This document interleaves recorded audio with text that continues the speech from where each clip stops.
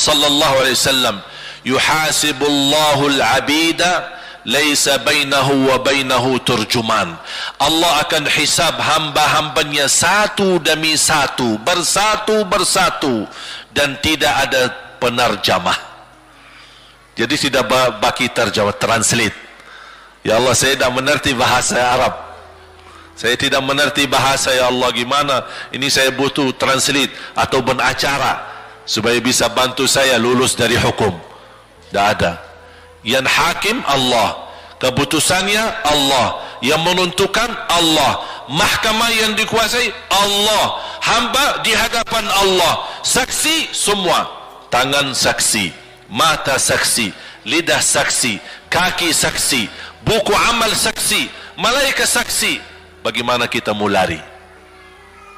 Ditanya oleh Allah, hei hambaku, ingat enggak di malam itu, di tempat itu, kamu berlakukan dosa itu?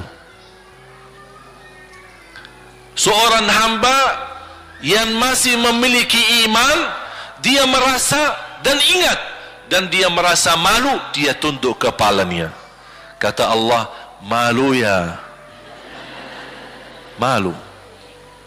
Tunduk, ya malu ya Allah, malu. Dan subhanallah, tanda rahmat Allah, ketika Allah bertanya dengan kita, tidak ada orang lain yang bisa lihat. Supaya apa? Supaya hisab kita di antara kita sama Allah tidak terbocor kepada orang lain, supaya tidak malu sama orang lain. Allahu Akbar. Habis kita sudah raku diri, ya Allah, saya ingat dan saya rasa salah dan saya malu. Apa kata Allah? Waktu itu kamu lakukan dosa itu, aku tutupi. Aku tutupi. Tak ada yang tahu. Kita lakukan dosa ini udah sekian tahun, ada yang tahu enggak? Tak ada yang tahu. Karena kita lakukan di saat sembunyi. Kata Allah, di saat itu kamu lakukan dan kamu tahu itu dosa, tapi aku tutupi.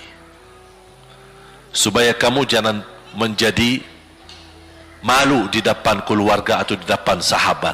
Aku tutupi. Dan aku sekarang sudah menutupi dosamu di dunia, dan sekarang aku hapuskan dan ampuni dosamu di akhirat. Allahu Akbar. Disitulah terasa anugerah ampunan Allah yang maha kuasa. Dan Allah di saat itu mampu menghukum kita. Dan kalau Allah menghukum kita, Allah tidak pernah menzalimi kita. Justru itu keadilan Allah. Tapi Allah tidak memperlakukan keadilannya, justru yang mendahulukan ampunan dan kasih sayangnya. Habis selesai hisab, harus semua tanpa kecuali liwati neraka Jahannam di atas sirat. Sirat yang panjang, yang kejam seperti pedang, yang tipis sampai tidak bisa dilihat oleh mata. Katanya tipisnya seperti, subhanallah, imam bisa jalan di atas rambutnya. Kejam lagi, masuk di atas serat, terus jalan. Di saat itu ada doa yang menyelamatkan kita sampai menuju surga. Nabi Muhammad sallallahu alaihi wasallam, dia sudah duluan. Kalau Sayyidina Abu Bakar perjalanan di atas sirat disebutkan 100 tahun, tapi Sayyidina Abu Bakar satu langkah di atas sirat, langkah kedua di depan pintu surga. Dahsyat. Ini Sayyidina Abu Bakar seperti itu. Bagaimana Rasul? Rasul sudah menunggu di depan. Mulai manusia satu persatu jalan di atas sirat. Dan Rasul di saat itu sibuk berdoa, Allahumma sallim sallim, ya Allah selamatkan umatku, ummati ummati, ummati ummati,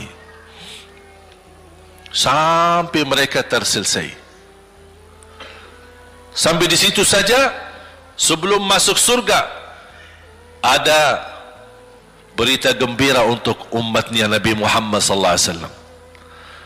Tidak boleh ada yang masuk surga harus berjumpa dengan beliau dulu, pertama muka, dan disediain minum yang disebut air Al-Kautsar, dan di situ banyak gelas.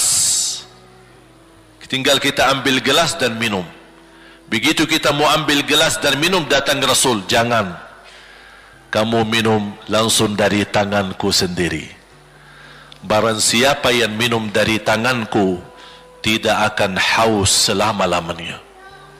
Allahu Akbar. Di situ terasa kemuliaan. Begitu kebahagiaan kita bertemu dengan Nabi Muhammad dan bisa langsung minum dari tangan Nabi Muhammad sallallahu alaihi wasallam. Bukan hanya begitu saja, bahkan Nabi Muhammad memegang tangan kita, mengajak kita masuk 8 pintu surga. Ada 8 pintu. Rasul bersabda, 1 pintu luasnya seperti antara langit dan bumi. 1 pintu antara langit dan bumi luasnya. Dan kata Rasulullah, di saat itu akan manusia gesa-gesaan untuk masuk surga. Itu tanda apa? Banyak yang akan masuk. Mudah-mudahan kita terhitung dari yang banyak.